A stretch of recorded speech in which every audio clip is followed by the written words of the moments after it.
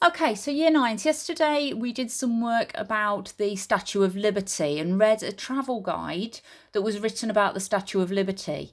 You'll have noticed when you did that it was written in the present tense. It was written in the third person, so we'd not got the words I or we in there. We don't want any opinions in a piece of travel writing in this style of a travel guide.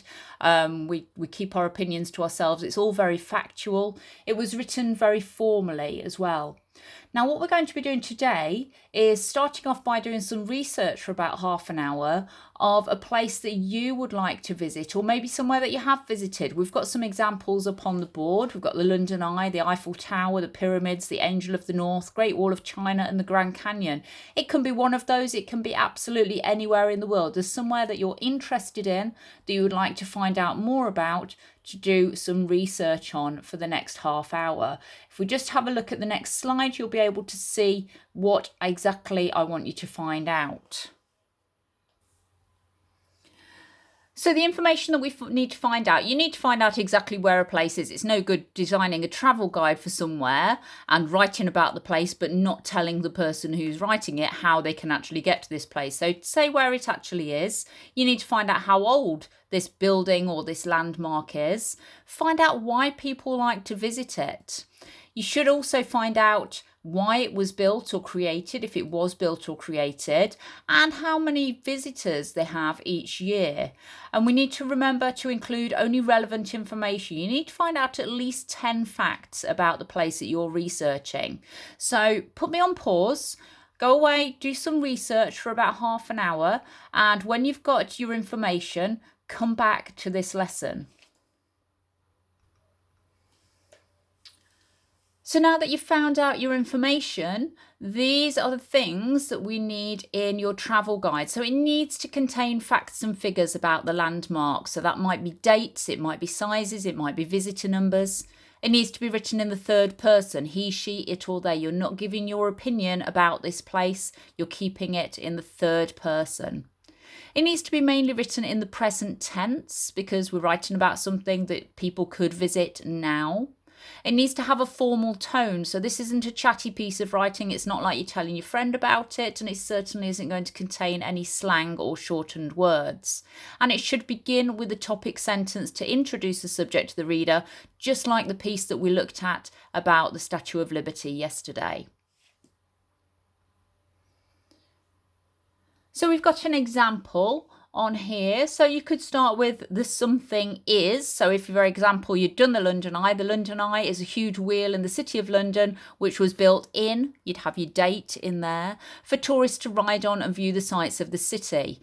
Other information you would then include where it is, how old it is, why people like to visit it, why it was built or created, and how many people visit it every year. And then any other information that you found out. So that's the sort of structure we need for this piece of writing. Just so you get a bit of an idea about how this would be pathwayed, and obviously if you want to send me the work that you've done, that's absolutely fine. I keep saying that. If you want to email me work, if you've typed it up on the computer, that's fine. If you've handwritten it, take a photo of it, add it as an attachment and send it as an email, absolutely fine either way. But this is our pathways. So for secure then, making sure that your language matches purpose and audience. This is to inform, and your audience would mostly be adults who would be visiting this landmark. Work out a logical order for your travel guide. Use connectives to help you structure your writing. So make sure it is written logically. Don't have the information all over the place, jumping from one thing to another. Vary your sentence lengths and organise your writing into paragraphs. Really, really important that we write in paragraphs. Remember, if you don't, you will not get secure. Let's make sure we're using common punctuation accurately. That's commas, full stops, question marks, exclamation marks. You must use capital letters for place names at the beginning of those place names. And you're producing a travel guide which is factual and doesn't contain a personal point of view. So we need to do all of that for secure. To reach exceeding then, we need to use a variety of vocabulary to interest the audience, use a variety of sentence structure and styles, make sure your writing's organised, detailed and developed, and use a range of punctuation accurately and for effect. And then for highest, make sure your writing is clearly and accurately organised, as well as crafted, detailed and developed. Use impactful and sophisticated language and complex punctuation accurately and for effect. So that's the whole range of punctuation, including some colons and semicolons.